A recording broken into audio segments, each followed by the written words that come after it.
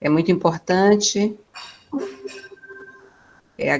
Então, boa noite a todos e a todas. É com imensa alegria que iniciamos esse encontro de hoje, né, em homenagem ao centenário do nosso grande patrono da educação brasileira, Paulo Freire, com a presença ilustre aqui de professor César Nunes. O GT de Saúde Bucal Coletiva da Abrasco se sente muito honrado com sua presença.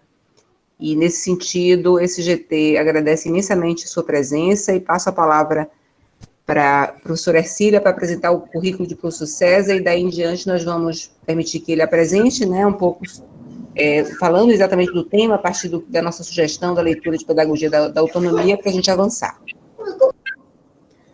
Boa noite a todos. Professor César, é um prazer tê-lo aqui, numa temática que é tão cara a esse GT. Quero apresentar o professor César Nunes, que é professor titular de Filosofia, Educação e Direitos Humanos da Unicamp, escola onde eu fiz a minha faculdade, eu fiz Unicamp em Piracicaba, doutor em Filosofia, livre-docência em Ética, líder do grupo de pesquisa de estudos Paideia e coordenador da linha de Filosofia e História da Educação na pós-graduação. Autor de mais de 50 artigos, 36 livros sobre educação, formação de professores, políticas educacionais, ética e direitos humanos. É diretor do Instituto Nacional de Promoção e Pesquisa dos Direitos Humanos do Brasil e professor visitante e colaborador do Programa de Especialização de Direitos Humanos do IGC da Universidade de Coimbra, Portugal, onde o meu sobrinho, digamos, predileto, está fazendo também pós-graduação. Fiquei muito feliz na hora que eu li a sua biografia e falei assim, alguém que está perto do meu Kim, fico muito feliz. Mas, de qualquer forma, é um imenso prazer tê-lo aqui e conversar sobre essa temática tão importante. Obrigada pela presença. Vou passar a palavra a você. Professora Maria Ercília, caríssima Sônia, professor Luiz, professor Samuel, com os quais eu tive um contato. Eu fico muito honrado e muito feliz em poder participar desse espaço democrático, desse espaço, por assim dizer, sindical, corporativo que nós temos, de defesa de uma compreensão da saúde bucal como um direito inalienável da pessoa e, ao mesmo tempo, como política pública fundamental, necessária, interessada num educador chamado Paulo Freire, um brasileiro que marcou a nossa trajetória e que marcou também a educação do século XX no mundo inteiro, por algumas razões e por algumas disposições que eu pretendo ajudá-los, né, com algumas informações e fazer um debate ao final rico, fecundo, atualizado do Paulo Freire. Uma das coisas que o Paulo Freire mais haveria de dizer é que, se vocês quiserem seguir as minhas ideias, ressignifiquem-nas, né? Não faço nenhum elogio a mim, mas às ideias que me trouxeram. Ele era avesso ao culto pessoal, mas era, aqui vou dizer muito proximamente, né? Muito, muito carinhoso e muito carente, como todos nós, e gostava também da presença humanizadora dos seus alunos. Eu sou nascido no norte do Paraná. Minha família, muito pobre, eram meeiros do café. Tocavam, no tempo do café, 4 alqueires de ameia, como a gente falava no Paraná, entregando metade da produção para o dono da terra e tentando criar os 5 filhos com o que sobrava ao final de tudo. E de lá eu consegui fazer uma formação porque a minha mãe me colocou num seminário católico. E eu fiquei 14 anos no seminário católico, jesuíta, e a minha mãe, né, impregnou em mim a ideia de que eu deveria ser padre, atuar naquela concepção que as famílias pobres do norte do Paraná tinham, idealizando a figura do padre local, da igreja, etc. E nessa minha trajetória, eu saí do Paraná, vim para o estado de São Paulo, para São Carlos, e de São Carlos, no final dos anos 70, eu vim para Campinas para continuar a minha formação. Aqui em Campinas, eu cheguei em 79 e acabei entrando, já rompendo com a Igreja Católica e com a formação clerical ou clericalista, passei a militar em movimentos de pastoral ainda vinculadas à igreja, a pastoral operária, a pastoral estudantil, e um pouco mais ansioso, entrei num grupo famoso chamado Liberdade e Luta, Libelu, que era um movimento estudantil criterioso na formação e radical na atuação naquele momento. Embora hoje, revendo essa radicalidade, a gente veja que ela era de diferente natureza. Nós, caríssimos e caríssimas interlocutoras, aguardamos aqui em Campinas a chegada de Paulo Freire. Por quê? Porque ele precisava ter um contrato de trabalho para poder voltar ao Brasil. E quem ofereceu a ele um contrato de trabalho foi a Universidade Estadual de Campinas. E aí, o reitor e o diretor da Faculdade de Educação apresentaram juntos um convite ao Paulo Freire. Ele veio em 79, ficou 30 dias, porque a ditadura não permitiu ainda, porque não tinha terminado a votação da anistia. Depois ele volta para a Europa, e em 1980, depois da anistia, a ditadura negou a ele e a mais 4 intelectuais a volta, exigindo que ele tivesse um contrato de trabalho. A Unicamp, então, apresentou-lhe um contrato de trabalho e ele veio com a família. E o aeroporto internacional do Brasil era Viracopos. Cumbica não existia e o Galeão estava pela metade. Santos Dumont não comportava grandes aviões. Então, Paulo Freire desceu em Viracopos. E eu vou lhes dizer, para começar essa conversa, que meu grupo político, minha turma, nós fomos a pé do centro de Campinas até o aeroporto, porque não havia ônibus comum, o aeroporto era completamente isolado de moradias, para esperar todos aqueles que tinham partido num rabo de foguete, como cantava Elis, que sonha com a volta do irmão do Enfio, de muita gente que partiu num rabo de foguete. Então, tenho que dizer para vocês que eu fiz uma fila antes do Paulo Freire. Eu fui buscar Alfredo Sirquis, que depois virou uma liderança no Partido Verde. Eu fui buscar Fernando Gabeira, que nos assustou quando chegou com um discurso diferente naquela época, hoje compreensível, né? Eu fui buscar, e peço perdão a todo mundo, fui buscar Fernando Henrique Cardoso também, né? Que viera de outra natureza, mas também desceu aqui, né? E fui buscar o irmão do Enfio, o Betinho, que quando chegou foi uma festa. Agora, o último que o nosso grupo foi buscar, o penúltimo, porque depois teve ainda outros, foi Paulo Freire. E eu estava no dia em que Paulo Freire desceu em Viracopos. A Polícia Federal revistou todo mundo, tirou todo mundo E a hora que eu cheguei no aeroporto, pequenino aeroporto, ele foi, né, conduzido no meio de uma multidão de gente, a algumas pessoas de São Paulo, entre os quais Dom Paulo Evaristo Arnes, que fez o convite para que ele também desse aulas na PUC de São Paulo, como chanceler.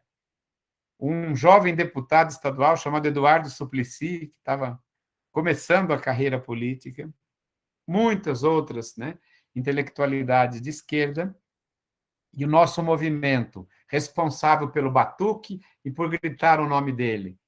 Quando ele chegou, ele nos saudou, e ele subiu numa pequena cadeira que tinha, e todo mundo ficou num silêncio, porque era a primeira vez que ele falaria, depois, né, de 15 anos, praticamente, de exílio, 10 anos estruturados e 6 anos complexos, né?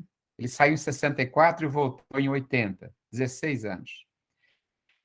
E a primeira palavra que o Paulo Freire disse: eu não tenho muito a lhes dizer, eu estou aqui para reaprender o Brasil, para reacender as esperanças, para que a gente junto continue as lutas históricas que outros fizeram e outros haverão de, depois de nós, continuar. Aquilo já me encantou, porque um intelectual tão amado, tão esperado, idealizado até, não disse que vinha para ensinar. Eu estou aqui para reaprender o Brasil. E eu, militante político, que queria fazer filosofia política, mudei naquela hora de vocação. Entrei diretamente no curso de pedagogia, que ele ia dar aulas no curso de pedagogia da faculdade. Prestei o vestibular, chamado de vagas remanescentes, que eu já tinha graduação em filosofia, porque eu queria estar perto de Paulo Freire. Tive a alegria de passar para o mestrado, e no mestrado, o meu orientador me pediu que eu tivesse a tarefa de levar e buscar o Paulo Freire de Perdizes, né, em São Paulo, até a Unicamp. Então, eu fui aluno dele e fui motorista dele por 2 anos, né? Quando a universidade abria uma função que era o equivalente a um auxiliar didático, hoje, eu me apresentava. Então, eu fui, por mais de 1 ano, auxiliar didático, por quase 2 anos, motorista, e por 4 anos, aluno de Paulo Freire. Convivi com ele muito perto, como uma criança diante de um pai, né? Naquele momento histórico. Eu tinha 25 anos, né? E convivi até o final da sua vida, quando eu encontrei-me com o Paulo Freire. E esse homem marcou a minha vida, e este ano do seu centenário, só no mês de setembro, eu aceitei 26 lives para falar o que eu vou dizer a vocês sobre o professor Paulo Freire, o brasileiro Paulo Freire, né? O homem estudioso, pesquisador Paulo Freire. E vou tentar articular no tema que foi me passado a pedagogia do oprimido e a pedagogia da autonomia. Fazer uma articulação entre as duas obras, representando 2 etapas do pensamento de Paulo Freire. A primeira coisa, eu queria dar alguns dados que a gente vai aprendendo quando fica muito próximo de alguém. A primeira, as pessoas entendem que o Paulo Freire fosse alguém alheio à educação. Paulo Freire formou-se em Direito na Universidade Federal, hoje de Pernambuco, à época do Recife, mas não exerceu a função de direito. Ele entrou como obstinado no direito. Na faculdade, ele conhece a Elsa, que fazia pedagogia, e ele estudara toda uma segunda parte do ginásio, no meio do ginásio, todo o ensino médio, na época o colegial, com uma bolsa de estudos no Colégio Oswaldo Cruz, de Aloísio Araújo, que lhe dá uma bolsa de estudos. E durante esse tempo todo, ele foi auxiliar didático, inspetor de aluno e professor substituto na educação ginasial e no ensino médio hoje, no equivalente ao ensino médio. Paulo Freire, por 2 décadas, atuou na educação básica, seja na função chamada de bedel, inspetor de alunos, ou até auxiliar didático e professor de letras, língua portuguesa.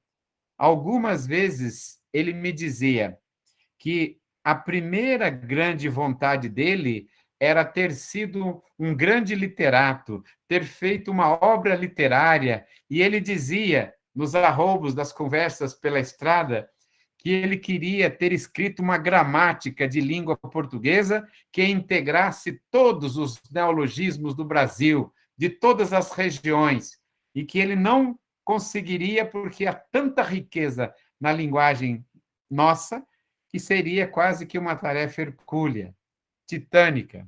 E a gente dizia, nós faremos pesquisas, escreveremos verbetes para o senhor. Ele queria ser gramático. Não foi. Ele foi professor, logo depois do ensino médio, no Colégio Oswaldo Cruz, depois de desistir de ser advogado, na primeira causa, lhe pediram que fosse cobrar um dentista, né? Ele foi cobrar um dentista que um advogado pretendia processar. E aí, eu preparei isso para vocês. Ele conta, na biografia dele, né, feita pelo Haddad, que ele chegou e o dentista lhe contou as dificuldades que tinha para trabalhar na periferia, para garantir tanto a sobrevivência dele, quanto a dimensão social do trabalho que ele empreendia. E ele conta de maneira bonita, eu, ao ver o compromisso daquele homem, eu tenho a tentação de imitá-lo sempre, né? Eu desisti de ser um protagonista da propriedade privada, porque me pareceu que a causa daquele homem era maior do que a cobrança que lhe impingiam. Né? Então, eu queria que vocês guardassem esse fator paradigmático, que daí ele vai, né? E volta para a escola e apresenta-se à universidade, na Escola de Belas Artes, para dar aula de filosofia da educação. E depois presta um concurso para a filosofia da educação. E depois faz o mestrado, que, na verdade, ele faz direto para o doutorado em filosofia da educação. E ele depois defende, professora Maria Ercília, a livre docência em História da Educação com uma tese brilhante sobre a educação brasileira. Paulo Freire é um educador orgânico, é um intelectual orgânico. Deu aulas na educação equivalente hoje fundamental, no ensino médio, na graduação e na pós-graduação. Daí ele é convidado a ser primeiro um diretor, e depois ele é superintendente do SESI. SESC e SESI, as duas grandes siglas, e ele passa a trabalhar com aquilo que o Brasil passava, que era a consciência da República Populista, de que uma consciência equivocada de que o maior problema do Brasil é a educação. O problema do Brasil é a economia, a política. A gente não muda o Brasil mudando só a educação. Muda o Brasil se fizer reforma agrária, reforma tributária, reforma política e, como consequência, reforma educacional, reforma cultural. Esse idealismo ingênuo de achar que a educação sozinha muda as coisas não é de Paulo Freire. Esse discurso é um discurso redentor, muito próximo de uma visão messiânica. Paulo Freire sabe que a educação é prática social, derivada das relações econômicas, políticas e sociais. A educação é uma dimensão da prática social.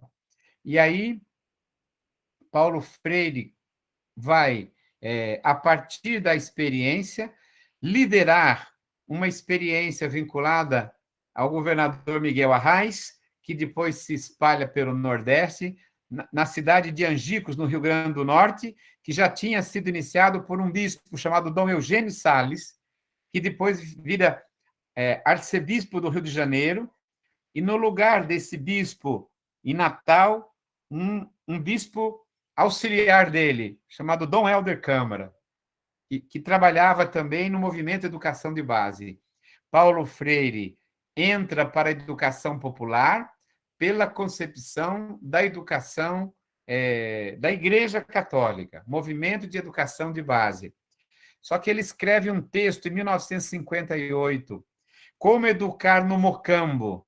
Não é do mesmo jeito que educar no centro. Ele começa a perceber que as pessoas têm palavras próximas, temas próximos, objetos próximos, e que a educação tem que começar pelo contexto de cada pessoa.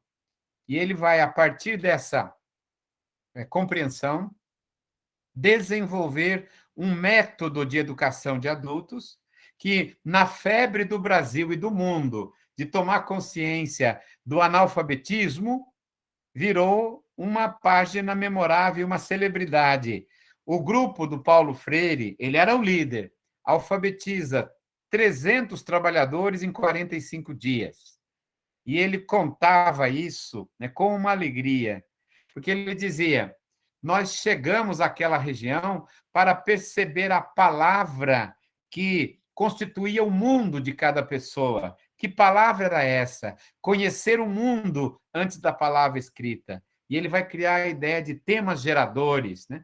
Vai fazer uma crítica à educação brasileira urbana, industrial, paulista ou mineira, centralizada na velha Primeira República, e ele vai tentar abrir espaço para a primeira grande dimensão, para a concepção de mundo dos pobres, dos excluídos, dos oprimidos, a partir, primeiro, da recuperação da linguagem, a linguagem como prática social capaz de produzir articulação. Aí, Otacílio, exatamente, Paulo Freire, ele vai se constituir como intelectual a partir do debate da época. Ele lê O Personalismo Cristão, de Emmanuel Mounier. Emmanuel Mounier, um autor francês, existencialista e depois personalista, dizia que a sacralidade do mundo é a pessoa humana, a dignidade humana. Emmanuel Mounier é cristão, mas não tem aquela prática cristã hierarquizada, dogmática. Ele diz: a mais radical dimensão humana é o princípio da divindade. Fazer o bem às pessoas é o divino. A dignidade humana é a primeira categoria do divino. O ser humano é a materialidade da divindade. Então, Paulo Freire se encanta com a ideia da dignidade humana pelo viés, primeiro, religioso.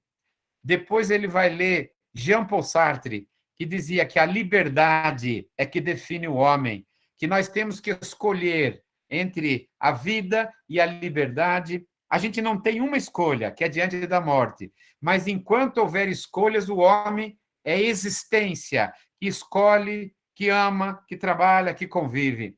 E Paulo Freire pega o conceito de liberdade de Jean-Paul Sartre como uma categoria ontológica e o conceito de persona, de pessoa humana, de dignidade, de Emmanuel Mounier.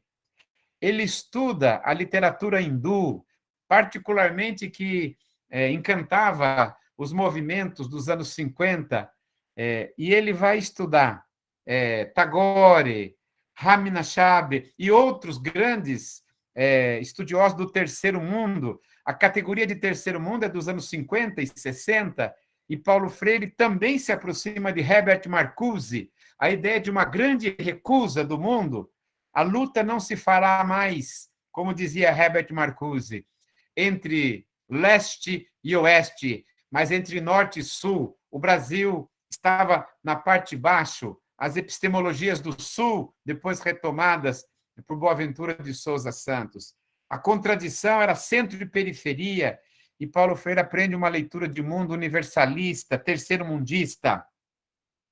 Só que nunca os governos autoritários e a ditadura militar e as forças conservadoras do Brasil deixaram Paulo Freire em paz. Ele dizia: nunca passou um dia sem que me acusassem de comunista, sem que me acusasse de bagunceiro, sem que me acusasse de subversivo.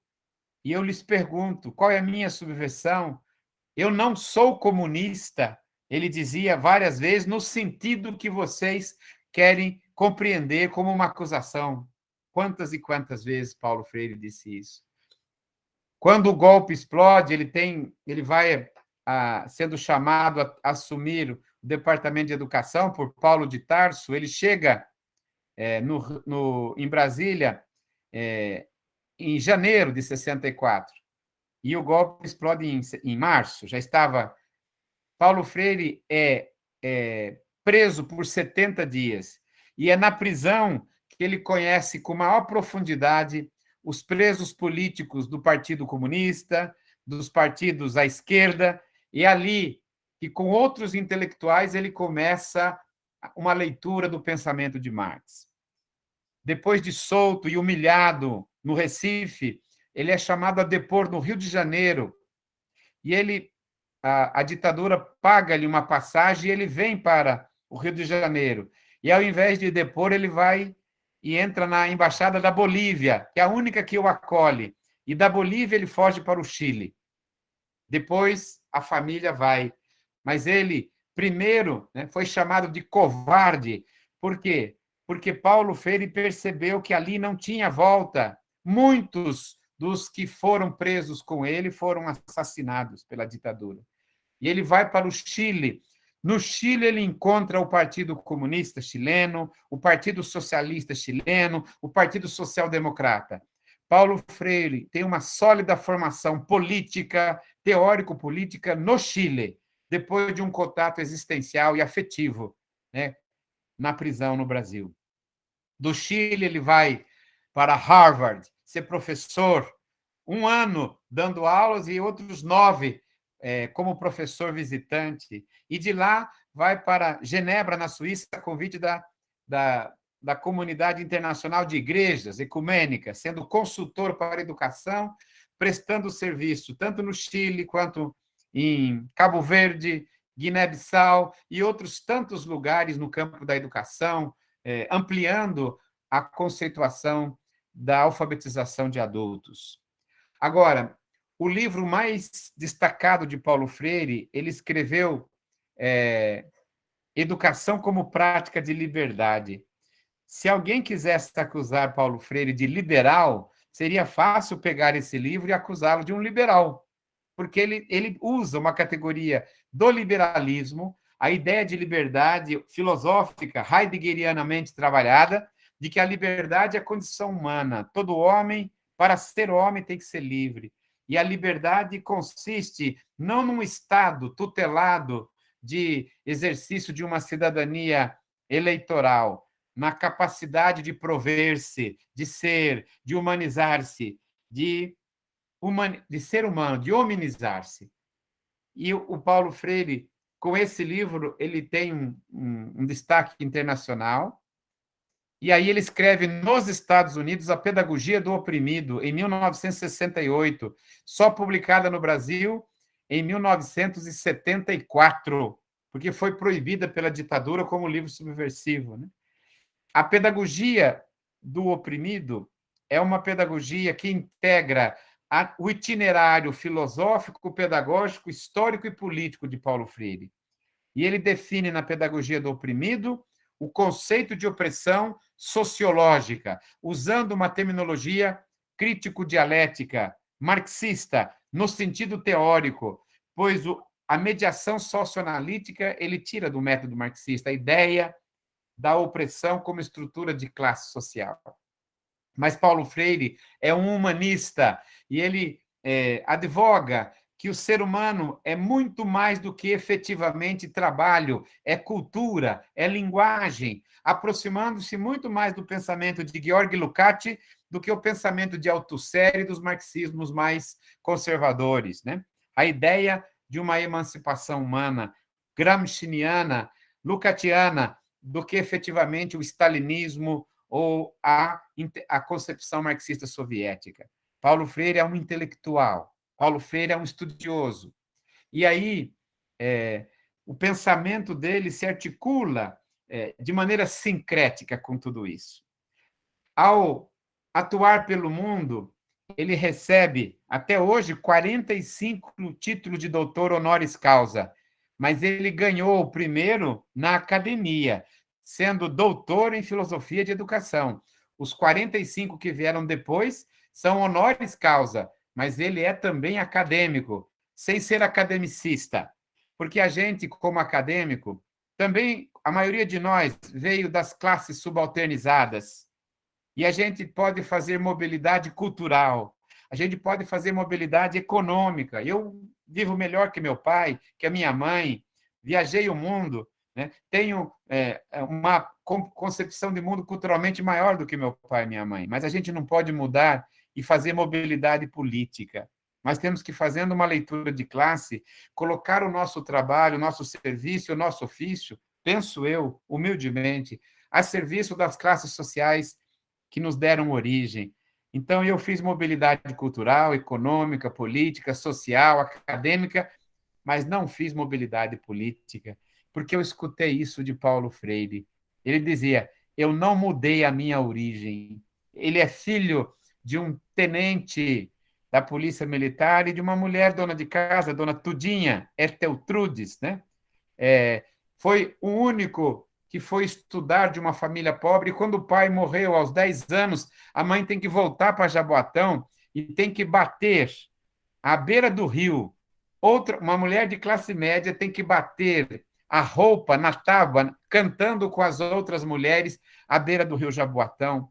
Ele diz, Otacílio, ele diz: a minha mãe me levava e eu escutava a cantoria das mulheres lavando roupa, e isso começava a ruminar na minha alma a ideia de que a cultura, a beleza, a dimensão da vida dos excluídos, dos oprimidos, é que nunca foi valorizada no Brasil, mas é o que os faz continuar vivendo.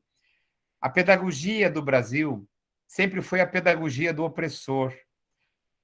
O primeiro governador-geral do Brasil, chamado Tomé de Souza, trouxe consigo os 3 elementos estruturais do Brasil: a cana-de-açúcar, o gado europeu e o padre jesuíta. A cana, o gado e o padre. A primeira escola é a escola convento do jesuíta, que dizia: este país é uma nação a cristianizar. E que dizia José de Anchieta: depois de ouvir o Espírito e escutar os irmãos, decidimos que a estas gentes basta a catequese.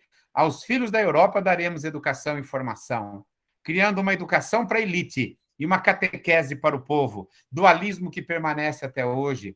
A primeira escola brasileira de 350 anos é uma escola convento, com metodologias autoritárias, medievais, hierarquizadas, meritocráticas, emulativas. Não é uma pedagogia do oprimido. Não pode um pobre, uma pessoa oprimida e subalternizada, vencer na escola brasileira. Ela é uma armadilha para extinguir, expurgar os pobres com a culpa de que eles não têm qualidade ou capacidade, porque é uma escola do opressor. A segunda escola brasileira começa com a República, Benjamin Constant, e ele tem um livro clássico, no qual ele escreve exaltando o Exército, porque ele era tenente-coronel do Exército Brasileiro. Ele diz: expulsamos o imperador, separamos a igreja do Estado, a escola não será mais um convento, a partir de agora será o quartel da pátria.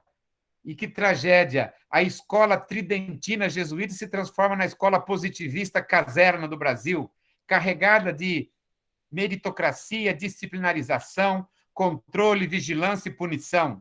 2 escolas anacrônicas, arcaicas, pautadas no darwinismo social.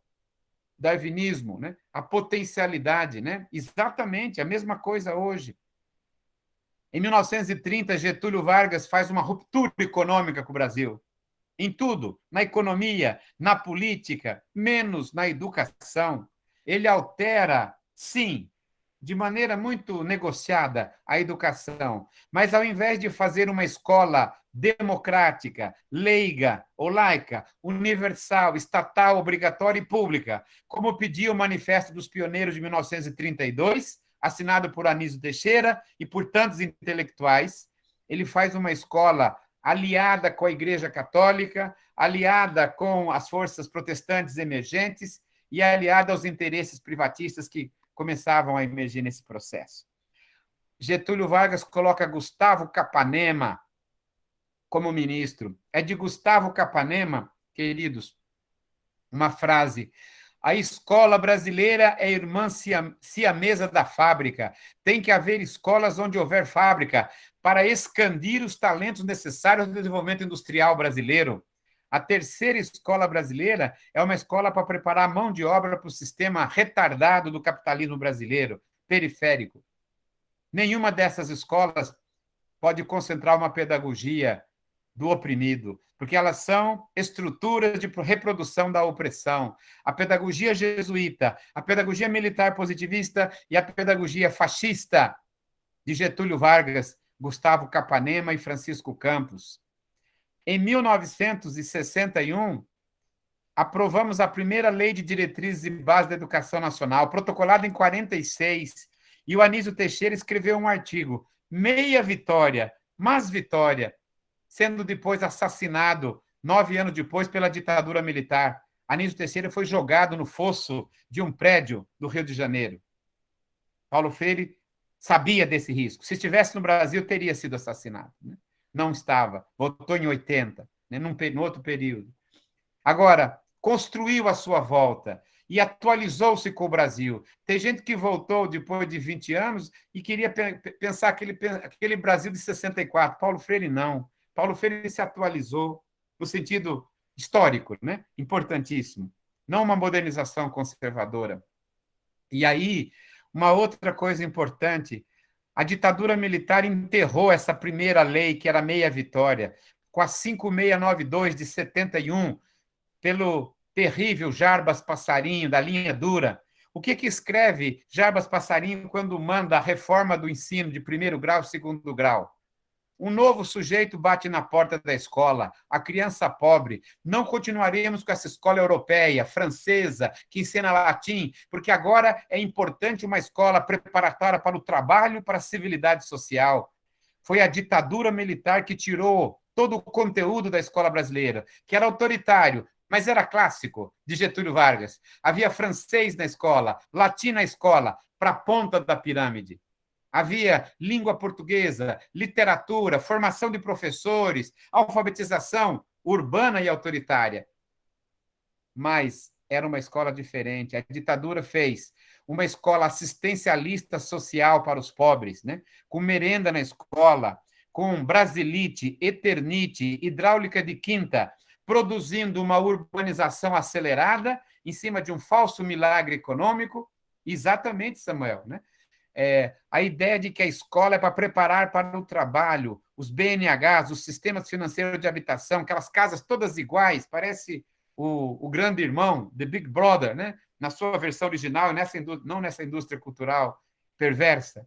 E aí, os pobres têm equipamento social que é obrigatório ser deixado. Quem deixava os terrenos para equipamento social? O especulador imobiliário deixava o terreno sem valor venal, na pirambeira, na esquina, no terreno mal construído. E foi ali que a ditadura militar fez com o mesmo padrão arquitetônico: tijolo, alambrado, brasilite e eternite, postos de saúde, creche, pré-escola, escola de primeiro grau, SG, porque era o mesmo modelo, né? Um modelo enquadrador numa educação preparatória para o mercado do trabalho tecnicista. A classe média saiu para a janela e foi se preparar para entrar nos vestibulares draconianos das pouquíssimas vagas da universidade pública. A universidade é outra retardada. Na América, chegou em 1535, em Quito, no Equador. 1562, né? Na Granada. No Brasil, a universidade chega em 1931. Houve antes faculdades de medicina, faculdade de direito faculdades de engenharia, sempre apropriadas como forma da elite continuar a sua usurpação do poder político. Paulo Freire, numa memorável aula, dizia: a escola brasileira é bacharelista, ela quer separar os pobres e formar a classe média, média alta, pelo culto do diploma, que hoje a gente pode mandar fazer numa tipografia. Enche-se de diploma na parede como se fosse um safari em África, o bacharelismo. Por quê? Porque o senhorzinho queria ser doutorzinho, ele precisava da legitimação acadêmica para continuar as mesmas formas de opressão históricos e aristocráticas, né? A educação é um componente estrutural do poder patrimonial aristocrático brasileiro. Por isso o ódio contra Paulo Freire. Porque Paulo Freire sabe que a educação é motor ideológico, a educação é organizador político. E é por isso que a primeira pedagogia do oprimido anunciada no Brasil é Anísio Teixeira, assassinado, que queria uma escola democrática, uma fábrica de democracias, e que assinou o Manifesto de 32, desdenhado por Getúlio. Em 59, ano que eu nasci, os educadores fazem um segundo manifesto. Quem assina? Anísio Teixeira, Fernando Azevedo e outros intelectuais. Paulo Freire não assina o Manifesto de 59, porque Paulo Freire está no Nordeste, fazendo educação dos pobres, né? Não é reconhecido como intelectual. O segundo grande manifesto do século XX não tem assinatura de Paulo Freire, porque ele não estava articulado a esse movimento urbano paulista, mineiro. Só que daí ele volta em 80 e ele articula uma nova concepção de educação que se consagra na Constituição brasileira. Artigo 205, a educação é direito subjetivo e social, dever do Estado e da família. É a palavra mais repetida na Constituição, 28 vezes. A educação é repetida como direito. E aí, os intelectuais que subsomem-se na educação brasileira. A educação como humanização, Paulo Freire. A educação como direito, Celso Furtado, a educação como prática social, Florestan Fernandes, a educação como processo de humanização e de acolhimento da pedagogia paulo-freiriana. Então, os intelectuais que tinham saído num rabo de foguete forneceram o substrato ideológico para a fórmula de compreender a educação na Constituição de 88. E é por isso que, de lá para cá, nós abrimos um caminho, nós constituímos uma primeira pedagogia das competências e habilidades, que é a versão autoritária e a mesma versão colonizadora da pedagogia do jesuíta, do militar positivista, do fascista getulista, do militar tecnicista Jarbas Passarinho e da mesma competências e habilidades hoje, né? São radicais da experiência social-democrata europeia, baseada nos pactos de Moncloa e do neoliberalismo. Toda pessoa que acha que nós já temos predisposições inatas, competências ou habilidades que a escola tem que identificar e desenvolver, voltou a Platão, que achava que era a qualidade da alma que dispõe as potencialidades das pessoas. Paulo Freire dizia: ninguém sabe, ninguém aprende, ninguém ensina nada, ninguém aprende nada, os homens se educam entre si mediatizados pelo mundo, é uma nova dialética.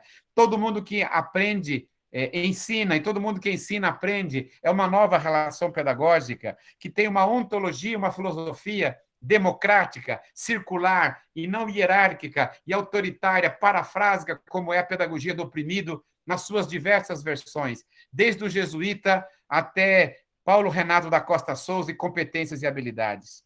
Paulo Freire diz: a pedagogia é um direito. O primeiro direito inalienável é o direito de ser, que a vida me dá, graciosa, por Deus, né? Porque Paulo Freire muitas vezes manifesta a fé em Deus, uma compreensão de Deus como vida. E aí a escola é o lugar das culturas infantis, das famílias, das pessoas conviverem entre si. Se a pedagogia do oprimido é uma denúncia, a pedagogia da autonomia é o livro amadurecido de Paulo Freire, do anúncio dos saberes necessários a uma sociedade igualitária. E Paulo Freire anuncia que o saber não é um conteúdo bancário que precise ser transformado em conteúdo de tipologias meritocráticas para ser colocado na cabeça o cognitivo. A criança, o jovem, não é um corpo que leva o intelecto para a escola. A criança é plena, é totalidade. E nós temos que ensinar arte, cultura, ciência, humanização, afetividade. Afeto a gente ensina. As pessoas não nascem afetivas, têm que ser educadas para o afeto.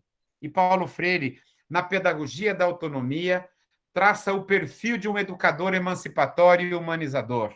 E, por conseguinte, traça um perfil de todos os intelectuais, né? Profissionais liberais que atuam como professor na educação social humanizadora. Eu tenho comigo que uma pessoa é oprimida e é pobre, né, quando ela não tem nome, não tem mãe e não tem dente. O dente é categoria ontológica, né? Os dentes, do jeito que os temos, são conquistas da evolução humana. Mantê-los e conservá-los, né, de maneira saudável é um direito ontológico do ser humano, né? Quando a gente vê as gerações anteriores, né, o meu avô, a minha avó, que não tinham, né, nenhuma ciência e nenhuma prática social de manutenção da dentição e os perdiam tão cedo, né? E os perdiam por males tão socialmente capazes de serem vencidos, porque o Paulo Freire dizia, é preciso identificar o sofrimento socialmente produzido para ser academicamente questionado e politicamente superado, né? Isso que ele dizia. Um dia, esperando o Paulo Freire para levá-lo a São Paulo, a gente saía e depois das aulas a gente ia num lugar chamado Extensão Universitária Etílica, que era tomar uma cerveja para acertar as coisas da cabeça. E eu tinha que levar o Paulo Freire, eu não podia ir na Extensão Universitária Etílica. E eu cheguei na biblioteca que ele estava, esperando-me, ele esperava uma filha, porque daí eu levava os dois para São Paulo, e eu falei, Extensão Universitária Etílica, eu falei, professor Paulo Freire, o senhor não podia adiantar aí, chamar sua filha Fátima, que daí eu já levo os dois, que eu não sei sair de São Paulo depois da hora do rush. Ele disse assim, Cezinha, tu é muito ansioso, menino. Sente aí, que a vida não é assim do jeito que a gente deseja. A gente tem que entender as coisas. Eu preciso esperar a Fátima. Ele, tá bom, fiquei ali. Passou uns 5 minutos, ele falou assim, estás vendo esses livros que tem na biblioteca aqui? Eu estava meio chateado. Eu falei, estou vendo, professor, eu enxergo bem. Está vendo esses azulzinhos aqui? Eu falei, é tese de doutorado. E os verdinhos? Também estou vendo. Dissertações de mestrado. Pois é, Cezinha. Olhando para mim de bom humor, um homem bem-humorado, um homem amoroso, nunca ouvi perder o bom humor. Pois é, Cezinha, de noite, quando apago a luz, a traça vem pelo cheiro. Mas algumas teses e dissertações que tem aqui, nem a traça quer comer, de tão estéreis que são, de tão artificiais que são. Até a traça recusa comer essas teses de dissertação. Eu levei um susto, e ele pegou no meu braço e falou, "Você, menino, quando for escrever alguma coisa, procura um problema que lhe incomode, que incomode os que estão perto de si e os que são iguais a si. Pegue esse problema, transforme-o numa questão, eleve a teoria, banhe de teoria, brigue com a teoria e devolva a realidade como um fósforo, como um achote ou como um farolete, para iluminar a vida das pessoas, porque a ciência só tem sentido se for colocada a serviço da justiça social, e ciência com justiça social é o único caminho da felicidade. Foram 2 minutos que mudaram a minha existência, né?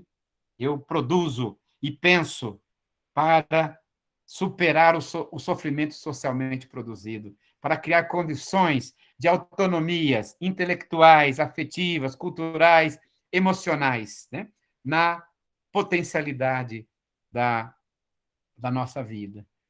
Outro dia, eu queria dizer da pessoa, ele, uma pessoa extremamente bem-humorada, humilde, silenciosa, criativo. Ele fazia-nos que cada um trouxesse uma cadeira para a sala de aula, porque não tinha sala de aula que coubesse, ele dava aula no pátio. Então, a gente tinha que pegar as cadeiras e sentar em círculo.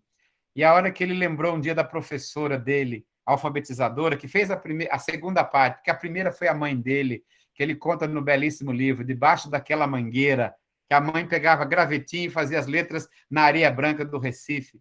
E ele dizia, Dona Alice, e ele cantou, que saudade da professorinha, didático, amoroso, brasileiro.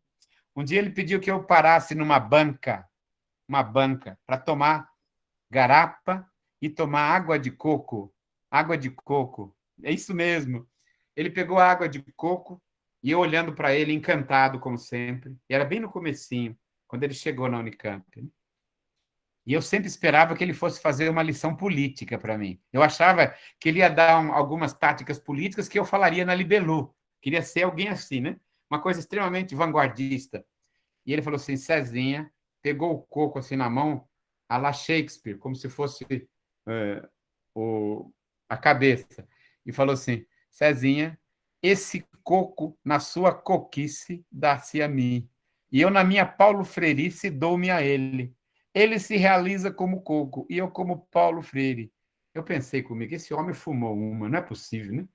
Não é possível que o Paulo Freire, que todo mundo tem medo, está falando da coquice. Hoje, com 63 anos de idade, eu sei o que ele quis dizer. Que cada coisa do mundo tem uma identidade, se relaciona e se integra na biodiversidade do mundo, e que o mundo natural, material, ecológico, ambiental, hídrico, né, aeróbico e humano, nós todos nos integramos no fenômeno chamado vida, e é aí que nós temos que nos realizar. Outro dia que ele contou na sala de aula, eu chorei. Ele dizia assim, no primeiro dia que deu o start dos homens e mulheres que foram alfabetizados, eu coloquei as palavras geradoras. Coloquei tatetitotu, porque eu queria formar a palavra tijolo. Eu desenhei um tijolo, porque eles eram trabalhadores da cana e da indústria civil.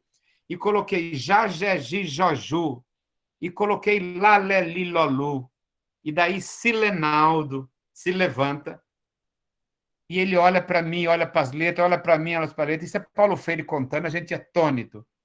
Ele pega e vai na família do T e fala tu, e vai no J, ele pega o já, e no L ele pega o lê, e ele bate no peito e fala, professor, tu já lê, tu já lê.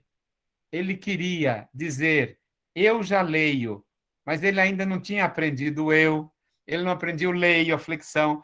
Então ele inventou de maneira criativa, tu já lê, tu já lê. Ele disse, estava começando a libertação desse homem, porque ele tem que primeiro aprender a língua como função, para depois aprendê-la como estrutura. E a escola brasileira quer primeiro ensinar a estrutura, sem que as crianças compreendam a função da linguagem, a função humanizadora da linguagem. Eu teria, né, histórias e histórias para caracterizar um brasileiro lúcido, um homem alto, que gostava de cachorro, que cultivava jardins e que, além de bem-humorado, de crítico, tinha uma letra maravilhosa, escrevia sempre à mão, porque era literato, né? E quando escrevia, depois pedia que alguém digitasse para ele, corrigia tudo, e lia com paixão e com serenidade. E este homem, amoroso, perdeu a esposa Elsa em 86. E antes dele encontrar-se com Elsa, na escola que ele recebeu uma bolsa de Aloysio Araújo, onde ele foi bedel e professor de ensino médio, a filha do dono da escola se chamava Anita Araújo. E aí eles tiveram um namoro de infância antes da Elsa. E no mesmo ano que morre a Elsa, morre o Júlio, marido da Anita. E a Anita se abala lá do Nordeste para o processo de mestrado e doutorado na Unicamp e depois ela termina na PUC de São Paulo, né? Ela passa lá. Paulo Freire se casa com ela 2 anos depois. E ele dizia, a memória de uma e ao futuro de outra, amava as duas, né? E falava delas com propriedade, né?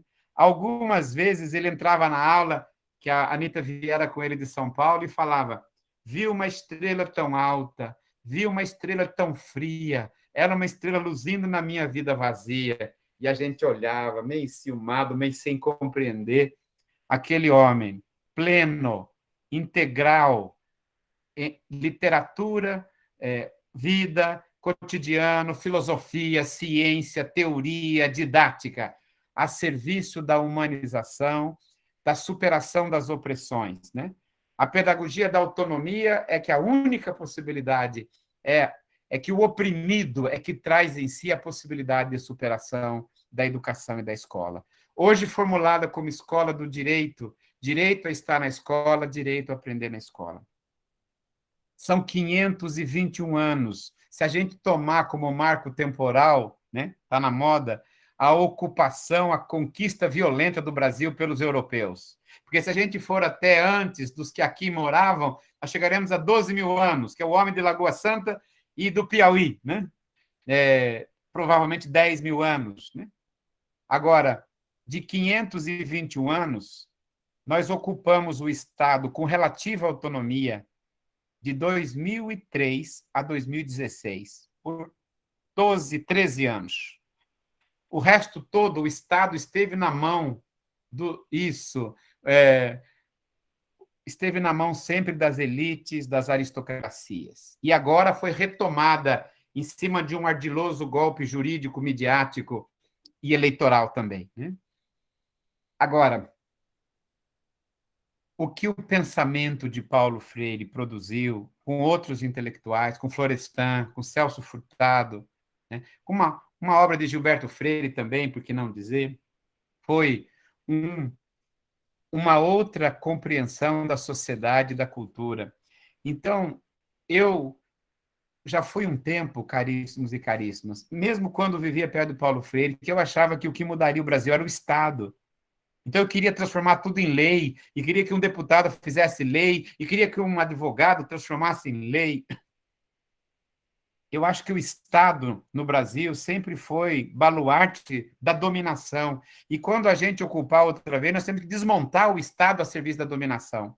Mas ele ainda não está a serviço do oprimido, plenamente. Né? Ele manteve muitas regras da opressão.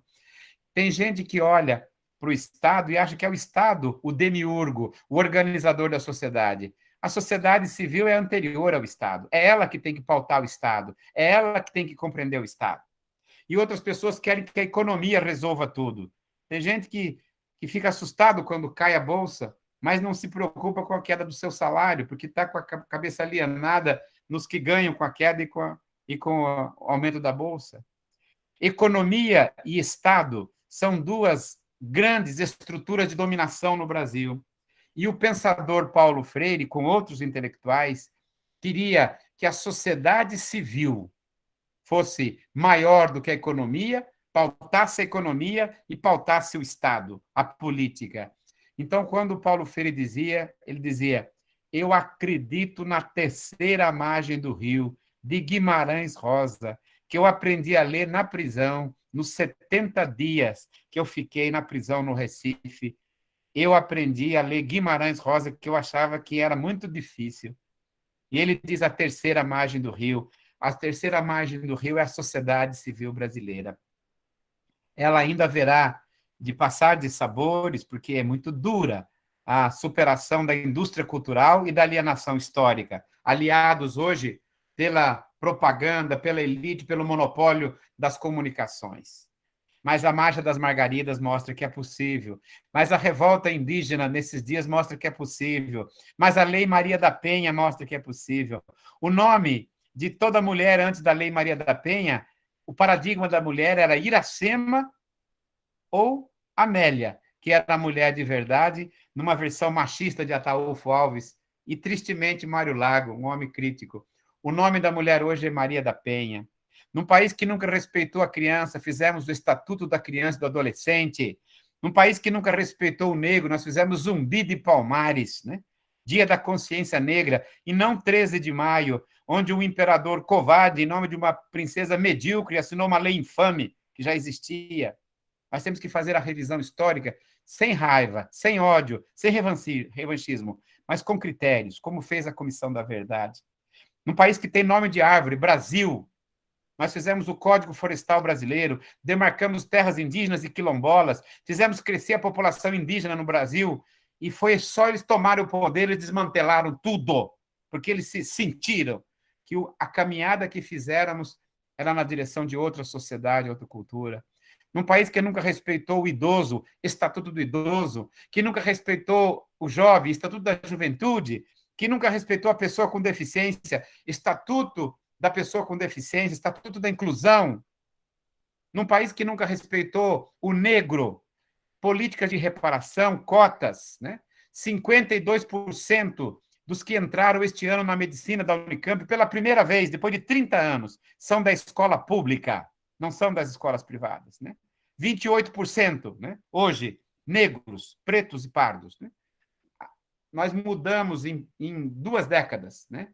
A configuração orgânica, que deveria de continuar, e há mecanismos de continuidade e há mecanismo de refluxo.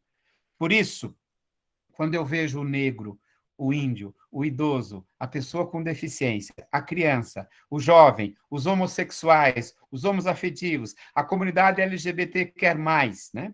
O nome social entrando na sociedade brasileira, eu lembro de uma música do Alceu Valença que diz: da bruma leve das paixões que vem de dentro, tu vem chegando, eu já escuto os teus sinais, a voz do anjo sussurrou no meu ouvido, o anjo da história, Walter Benjamin, de costa para o passado, eu não duvido, eu já escuto os teus sinais, né?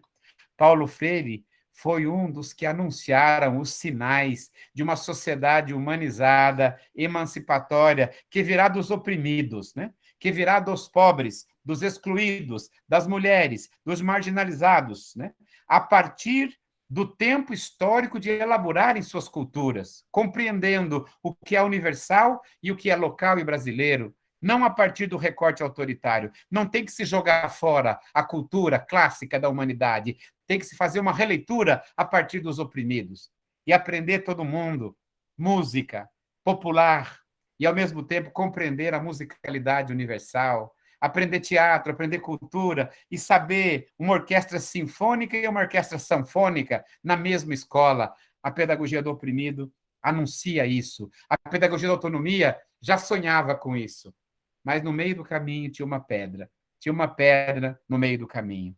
2016 rompeu esse processo, congelando pela PEC da morte os 10% do PIB em educação e os 75% do pré-sal. Ao congelar recursos sociais, se mata o que cuidava dos pobres. Por quê? Porque as classes médias, médias altas, não dependem das rubricas sociais do orçamento da União, a não ser no processo de corrupção e de prestação de serviços. Então, a necropolítica que se estabeleceu, ela tentou romper e segurar uma marcha da sociedade civil brasileira, que não será, nunca será contida por violência, não será contida por monopólio de informações, enquanto houver um sindicato, uma associação como a Abrasco, né? Professores como vocês, que, muito além das opções, né, atuais, messiânicas, compreendem que a emancipação humana é processo histórico e dependerá do acesso à cultura dos oprimidos, que também a cultura historicamente acumulada seja colocada a serviço da humanização, do entendimento, da alegria, da leitura e da escrita, da potencialidade teatral, afetiva, amorosa, que o Brasil conserva como um traço indelével da sua cultura, embora tenha outros dramáticos e perversos que apareceram muito facilmente nesses últimos 7 anos. Mas não se toca o Brasil com pragas do Egito. Praga, kit gay, ideologia de gênero, escola sem partido, homeschooling, escola cívico-militar, isso tudo são pragas que vão ficar por terra, porque nós temos ainda uma tarefa histórica nessa primeira década, que é aberta pelo centenário de Paulo Freire, E celebrar Paulo Freire é continuar a anunciar de maneira intelectual, cultural, social e no trabalho social as teses que Paulo Freire interpretou da sociedade brasileira e que elucidou e nos colocou. É que o país nosso tenha lugar para todos, onde todos tenham condições de ir para uma escola que acolhe, um currículo que humaniza, uma cidade que educa. E isso é formulação paulo freiriana dentro de uma tradição moderna, emancipatória, que tem em outros países, outros intelectuais. Agora, eu queria também, né, que os dentistas pela democracia, Abrasco, né, pudessem entender que o seu papel educativo, né, na relação com as crianças das camadas populares, das camadas médias, ela seja também uma educação cultural, seja capaz de fazer uma pergunta, fazer um questionamento, mostrar o conflito sem agressividade, sem proselitismo, mas o dia em que a gente prepara a boca para tudo o que ela produz, né? E entre as outras coisas que ela produz a fala, a linguagem, a alimentação, a nutrição, né? Tudo que ela pode. Então, o homem é ser de linguagem, mas uma pessoa que tem vergonha de si, fala muito pouco, e um dia que um dente está quebrado, você mastiga mais de um lado e você entorta o rosto e perde a sua identidade. Então, a saúde bucal, né, que vocês trabalham, é categoria fundamental da emancipação humana, porque é pela boca, né, que nós, né, alimentamos igualmente o mundo, a sociedade, a cultura, a realidade. E, nesse sentido, meus queridos e minhas queridas, eu estou muito honrado, né, de estar com vocês. Um dia, eu fui chamado a fazer uma palestra em Curitiba, antes da pandemia, e eu saí de manhã para pegar o avião, e eu fui sozinho, bem de madrugada, liguei o rádio do meu carro, e a música que tocava era a música Tudo Está no Seu Lugar, graças a Deus. Eu falei, essa música não está certa, desliguei. Andei um pouquinho a mais, né? Um grupo cantava, eu vou deixar a vida me levar. Falei, eu não sou papel no vento, eu não deixo a vida me levar, e desliguei. Andei um pouco mais, né? O Zeca Pagodinho dizia, né? Deixa a vida me levar, a vida leva eu. Falei, não é possível, é conspiração, e desliguei. E fiquei quieto. E ao chegar no aeroporto, eu liguei temerosamente até achar um lugar, e um cantor da minha geração, da minha época, Raul Seixas, cantava, tente outra vez, não diga que a vitória está perdida, tenha fé em Deus, tenha fé na vida, levante suas mãos sedentas e recomece a andar, não pense que a cabeça aguenta se você parar, há uma voz que canta, uma voz que gira, bailando no ar, creia, basta ser sincero e desejar profundo, e se juntar com os outros iguais para se proteger, para se organizar. Você será capaz de sacudir o mundo. Nada acabou, porque a vida não acaba. Não diga que a vitória está perdida, pois é de batalhas que se vive a vida. A maior dimensão de homenagem a Paulo Freire é continuar as lutas com as quais ele se envolveu, que o consumiram, que o tiraram 16 anos do Brasil, que o fizeram perder o convívio da família, mas não quebraram sua esperança. Ele chegou até a inventar um outro verbo, o verbo esperançar, não de ficar passivo. E ele hoje nos inspira, como o maior intelectual brasileiro reconhecido no mundo inteiro. Terceira maior citação de ciências humanas, superando livros clássicos como Freud e como O Capital de Marx. Pouco lido, pouco amado e muito acusado, em vida e depois da morte, de má fé e violento. Mas enquanto nós fizermos lives e ter o carinho que vocês estão fazendo comigo, não comigo, com as palavras que eu tentei apresentar, Paulo Freire está vivo. Né? Tu vens, eu já escuto os teus sinais. Muito obrigado. Obrigada, foi muito lindo. Que inspirador tudo que hoje nos falou. professor César Nunes. Realmente me emocionei em vários momentos de sua fala, professor César. Me parece que foi um dia especial hoje, muita inspiração de sua parte. Obrigado. Na verdade, toda a sua licença poética nos faz lembrar nosso querido Otacílio, que Sim. sempre nos emociona também, né? Com toda essa sensibilidade que tem muito a ver com o que Freire também nos ensinou durante toda a sua vida. Então, vou abrir a palavra às pessoas que querem, por favor, se manifestar. Muito obrigada, muito inspirador tudo que foi possível hoje refletir sobre os 100 anos de Paulo Freire. Sônia, se eu puder, brevemente, além de cumprimentar o César e dizer que o receberei aqui em Curitiba com Seixas, com Raul Seixas. Toca, Raul! Dizer que a noite foi comovente, foi inteligente, né? Essas notas memorialísticas que ele trouxe desde a sua origem, da sua saída de uma fazenda de café no norte do Paraná, de onde eu também saí, e aí ele começa a recapitular, a nos contar, né, nesse testemunho de vida sobre a sua trajetória como um jovem seminarista, passando pela Libelu, e até chegar ao encontro com o homem que vem nos inspirando e que nos inspira nessa noite, né? E o quanto foi próximo o convívio entre eles. Você falou por cerca de 1h15, 1h20, mas é como se tivesse falado apenas 5 minutos. Eu queria continuar a ouvi-lo por umas 5, 6, 7, 8 horas, né?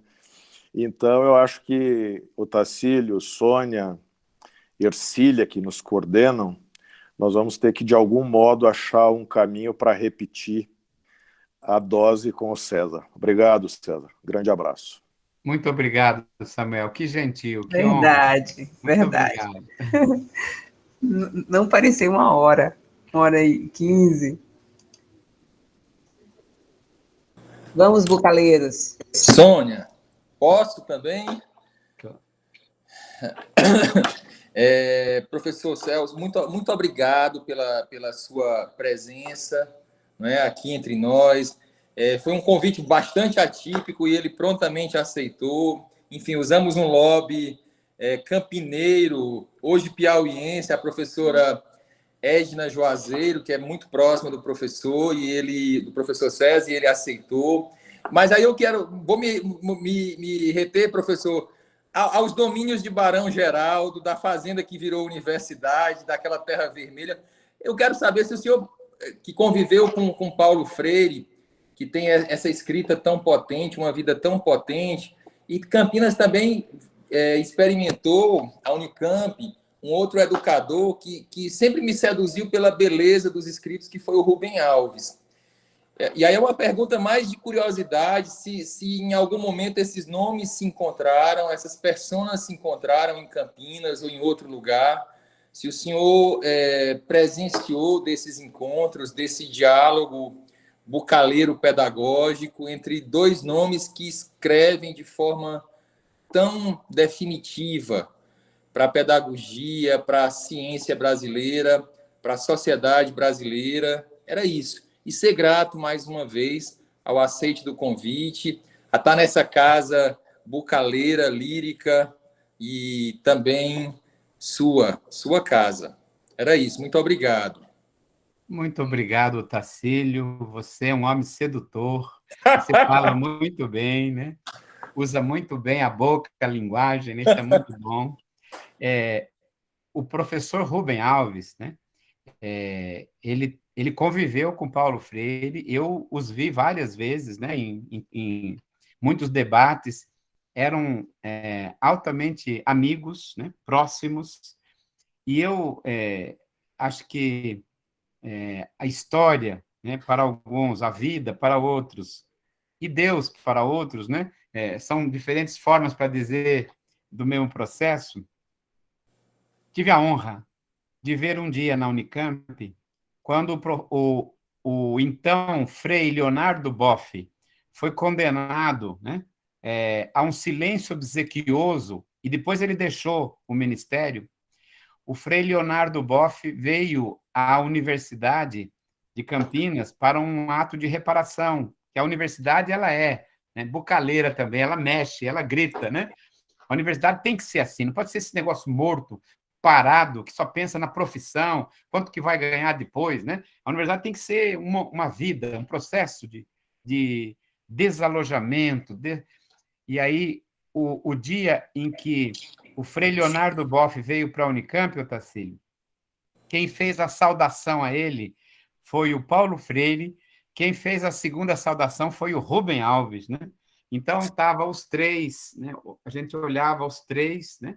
E eu fiquei sentado, porque o único lugar que tinha para acolher todo mundo era dentro do refeitório.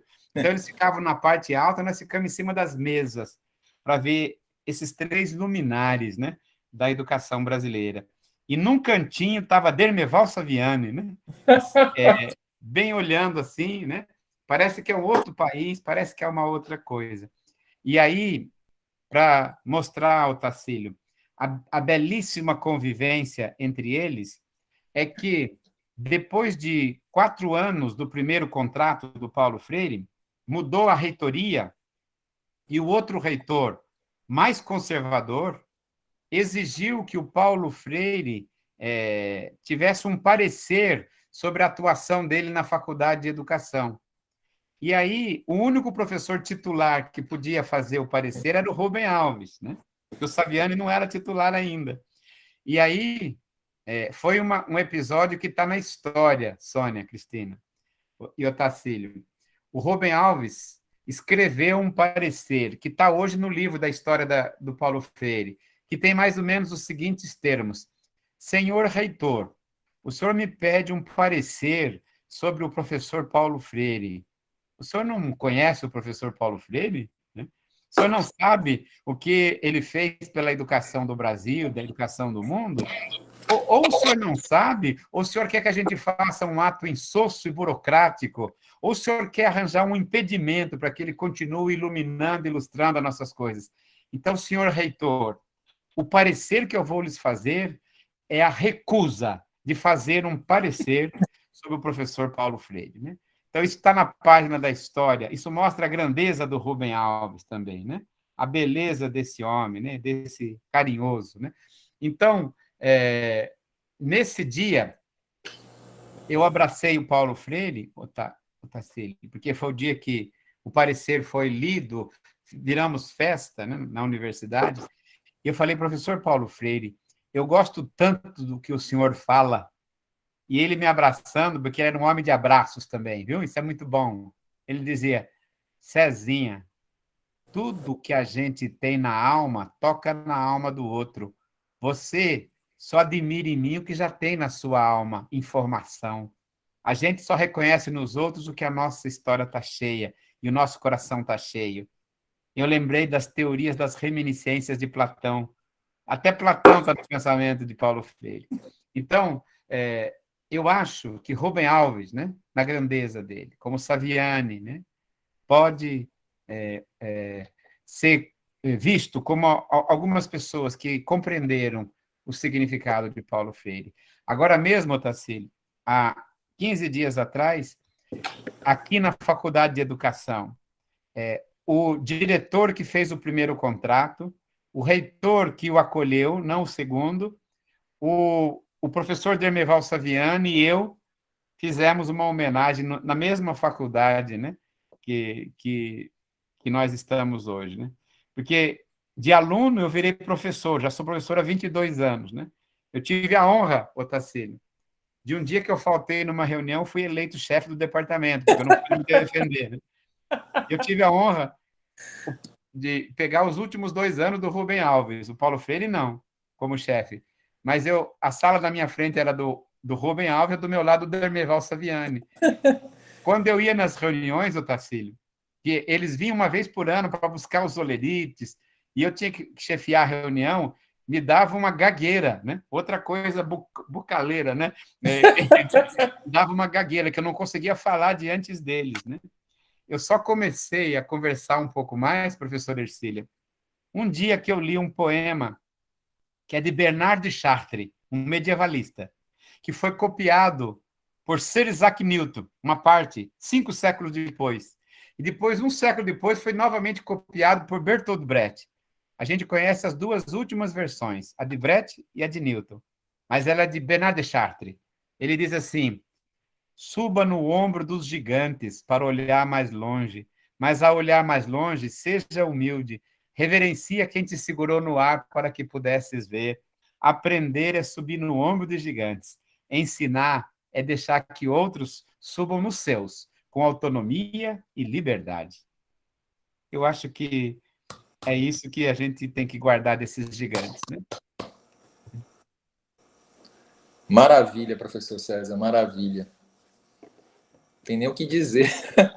Só vou me lembrar de contar rapidinho uma história. Eu não vou lembrar do professor, e aí parece uma coisa da Unicamp, mas foram conceder o título de doutor honoris causa a dom Pedro Casaldáliga.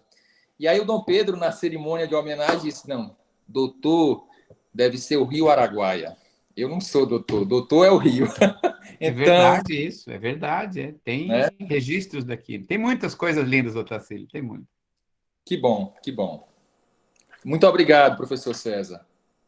Obrigado a você, meu querido.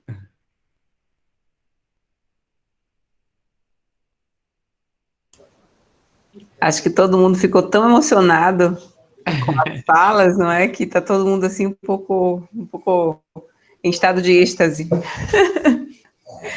Deixo então a palavra para aqueles que querem falar algo, Sônia, celebrar Paulo Freire. Noro pediu a palavra, Sônia. Por favor. bom, professor César, eu cheguei aqui muito cansado, sabia? Uma semana dura. A gente, diferente do que a gente escuta por aí, nós, professores, estamos cada vez mais empenhados em tentar fazer valer a nossa condição de professor, a nossa tentativa de ser professor, né? Porque é um desafio enorme para a gente que tem uma formação técnica e não tem formação pedagógica, ir para a sala de aula e tentar, a partir da formação que a gente vai tendo no cotidiano, transformar isso. Então, cheguei aqui realmente muito cansado. E saio daqui absolutamente revigorado. Foi um privilégio a gente poder... Porque a gente aprende não só a perspectiva científica, que é algo marcante em Paulo Freire, né? Eu sempre digo que quanto mais eu leio Paulo Freire, mais dúvidas eu tenho de onde saía tanta genialidade, porque ele consegue trabalhar com as questões mais complexas com uma leveza e, ao mesmo tempo, de uma forma incisiva, né, que nos mostra como a gente deve se portar nos dias de hoje, né? Então, a gente não pode, como o senhor colocou, que eu achei fantástico, né? Essa questão da afetividade, da tranquilidade, da leveza, da pureza com a qual ele se relacionava com seus alunos e com todos que estavam ao seu redor, mas, ao mesmo tempo, com a firmeza, porque a gente vive num país absurdamente injusto, né? Então, ele faz a invocação da raiva no própria pedagogia da autonomia, né? Sim. E quando ele evoca a raiva, e a gente fala, rapaz, o Paulo Freire vai falar da raiva, é a raiva totalmente justificada, que a gente não pode abrir mão, porque não é uma raiva contra alguém, mas contra situações, contra posições, Perfeito. contra ideologias, né? Contra questões marcantes que sufocam e tornam o oprimido cada vez mais oprimido. Então, eu saio daqui hoje, professor César, realmente revigorado, cada vez mais animado a aprofundar esse aprendizado, a tentar me tornar um professor, que eu acho que esse é o objetivo de todo mundo que está aqui, porque não é um caminho simples para nós, né? Os exemplos que a gente teve em sala de aula não tinham nada de freiriano, né? Era uma perspectiva muito tecnicista, a odontologia muito vinculada à elite, né? Então a gente tem que fazer um duplo caminho. O caminho de buscar a questão libertadora que Paulo Freire nos traz, na perspectiva da educação, e também o compromisso com o oprimido na questão da melhor condição de saúde. Então, professor César, muito obrigado. Esse grupo, eu posso falar em nome de mim, mas eu tenho certeza que eu vou falar até pelas manifestações que a gente já viu aí no chat, um momento privilegiado. E todo esse cansaço que eu cheguei aqui, eu saio revigorado e extremamente agradecido por poder ter participado desse momento. Então, muito obrigado, professor César. Espero, honestamente, que a gente possa, sim, encontrar por aí, em Campinas, ou aqui em Natal, que também é um berço de Paulo Freire. Paulo Freire. Então, é uma alegria muito grande. Obrigado, professor César. Obrigado a você, Luiz. Que gentil, querido. Muito obrigado. Muito obrigado. Viu? Vou passar a palavra agora para o professor Alcione, depois ao professor Celso. Ótimo. Alcione não é dentista, fique claro. Boa noite a todos, querida Sônia. Eu sou professora do ISC, de Saúde Coletiva, e vi o convite de Sônia circulando nas redes sociais. E de forma muito despretensiosa, eu vim aqui hoje assistir, ouvir, prestigiar, na verdade. A vontade foi, não, deixa eu ver o que é, como vai ser. Claro que Paulo Freire nos convida sempre, e fiquei muito feliz por ter vindo, né, e ter o prazer de ouvir, professor César. Eu agradeço imensamente o que foi dito, né? A gente sai daqui, como o que falou anteriormente disse, revigorado. Eu fiquei também pensando muito, porque depois de um dia intenso de trabalho e de todo esse momento que a gente está vivendo, foto com o desafio que tem sido ser professor, né, nesse contexto que a gente vive no país, eu lembrei, enquanto você falava, muito de quando eu comecei a ser professora, né, um convite que me foi feito pelo querido Jair Nilson Paim, e me ofereceu uma cópia do livro Medo e Ousadia, o cotidiano de ser professor, construído com a Irachó. E eu queria te ouvir um pouco sobre esse lugar, né, tanto do momento em que ele foi, talvez na sua história longeva com Paulo Freire, traga um pouco desse contexto, daquele momento, e o que fomentava, além de tudo que você já trouxe, esse olhar, né, tão atual que ele traz há mais de 30 anos. Né? O livro foi escrito, e aí a gente olha hoje e, de fato, nos deparamos diariamente com o medo e a ousadia diante desse contexto que a gente vive, de sala de aula, de retrocessos, de tudo isso que você tão bem trouxe, né, na sua fala. Então, eu queria te ouvir um pouco disso, e mais uma vez, muito obrigada, foi belíssima a sua fala. Obrigada.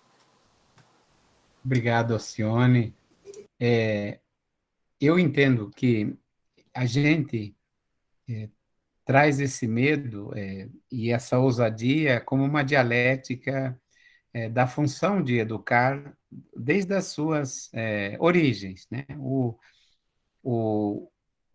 dia que você olha hoje para o Egito, você vê as pirâmides, você vê castelos, você vê coisas, mas não vê escola no Egito. Você olha para a Babilônia, tem até jardim suspenso, mas não tem escola. Você olha para a China, tem lá os mandarins, mas não tem escola, porque a escola foi inventada pelos gregos, né? E os gregos fizeram da escola uma instituição fundante da democracia, quebrando o poder da monarquia. Foi Péricles que cria a ideia de uma aristocracia, uma democracia de aristocratas, mas para produzir a cidadania na paideia grega, ele começa a erigir-se, estruturar o papel do professor. Então, o professor ele é historicamente criado a partir de uma dinâmica social, antropológica, filosófica, e podemos dizer que o grande educador de Atenas é Sócrates, o professor, o pai de toda a cultura, de Platão, né? E depois, na continuidade, Aristóteles. Então, a sociedade, a civilização, Alcione, ela, para que uma geração não precise inventar a roda e descobrir o fogo, ela precisa de um intelectual articulador que é o professor. Precisa de todos os demais, né, profissionais, mas existe um, que é no caso que vocês e eu somos, que é o professor, né?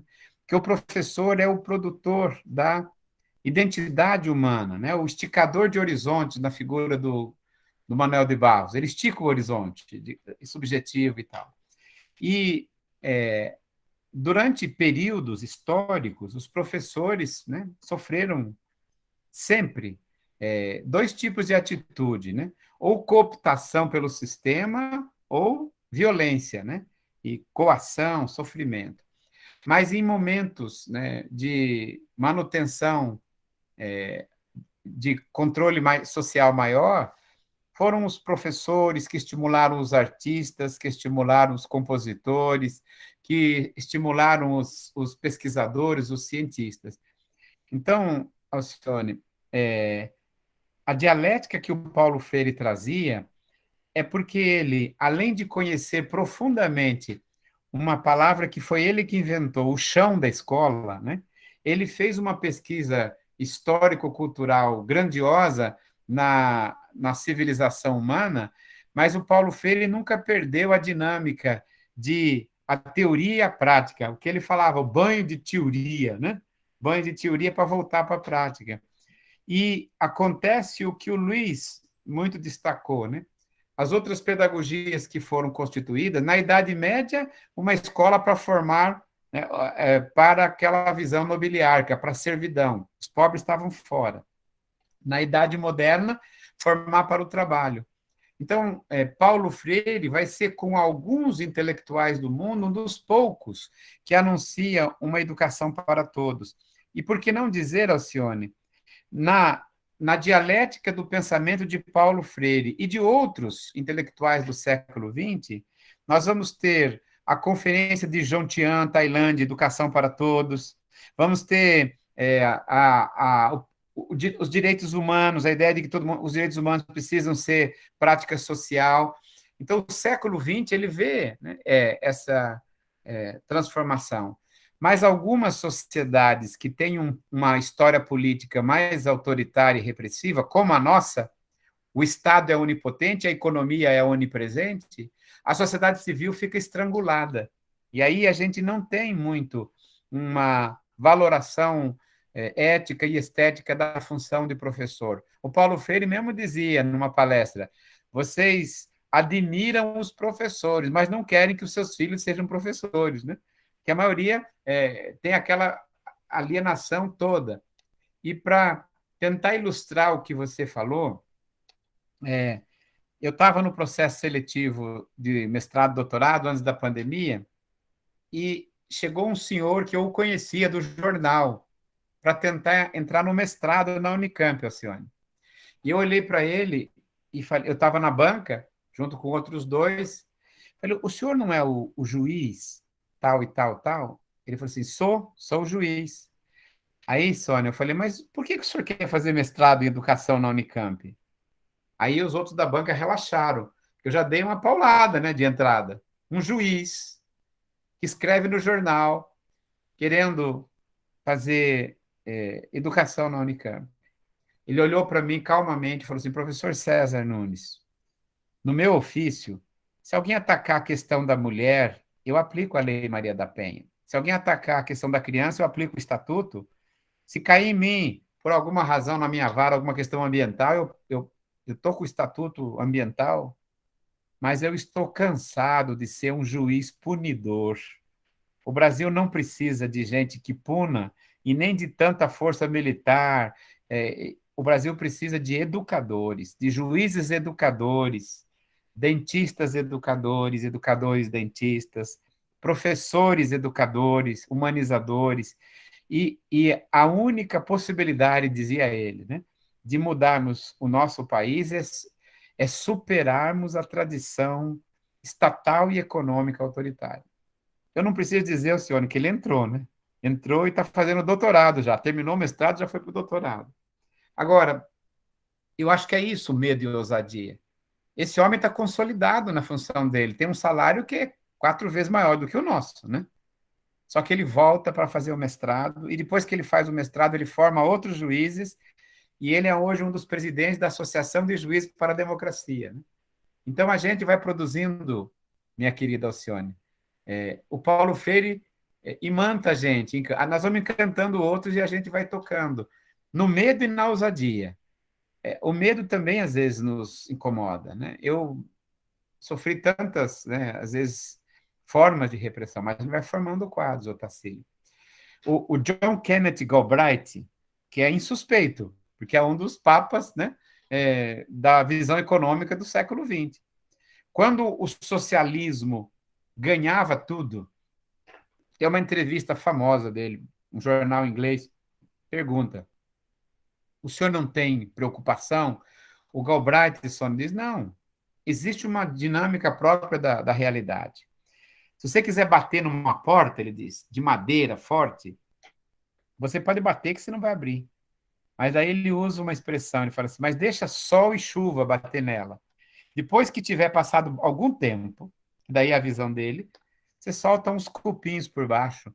Os cupins vão por dentro, vão comendo, comendo. Depois é só empurrar que a porta vai abrir.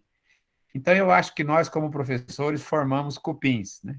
Formamos cupins para as portas, né, mais duras, no tempo todo, para que a gente possa, a partir da mente e do coração, né, sensibilizar e formar outras gerações, para além da pedagogia do oprimido, da roupa, né, do jesuíta, da farda militar, do controlador de fábrica, do general, né? Nós precisamos fazer cupinzeiro, né? Cupinzeiros, como esse aqui. Obrigado, senhor. Muito bom, professor César. Agora eu vou passar a palavra para o professor Celso. Ah, é verdade. Não, é rapidinho. Eu queria muito agradecer, professor César. Vou só reforçar o que os meus antecessores falaram, e dizer para o senhor que esse grupo que está aqui, na sua maioria, ele tenta uma coisa só, né? Ele tenta ensinar os alunos que eles não tratam só de dentes, mas eles cuidam de seres humanos. E isso, quando a gente tenta transmitir, professor, ainda nas faculdades, muitas vezes somos vistos como marginais, como aqueles esquerdinhas que estão querendo fazer baderna, né? Com todo esse histórico que o senhor nos contou. Eu queria lhe agradecer por dizer que a gente continua e deve continuar fazendo isso, né? A gente forma seres humanos que cuidam de seres humanos, e é isso que Paulo Freire falava. Eu queria lhe agradecer por nos cada vez mais reforçar que nós somos e devemos ser isso mesmos, os esquerdinhas que ensinam seres humanos a cuidar de seres humanos. Obrigado, professor. Obrigado, Celso. Que lindo, que gentil. Muito obrigado, querido. Muito obrigado. E o que você diz é o que me reforça também, né? Nós estamos todos ombreados, né, nesse momento. Professor César, gostaria de dizer que o mesmo amor com as palavras que o senhor teve hoje conosco, de trazer o seu conhecimento, a sua memória afetiva, sua memória em tudo que foi Paulo Freire na sua vida, eu tenho certeza que chegou e tocou em cada um de nós.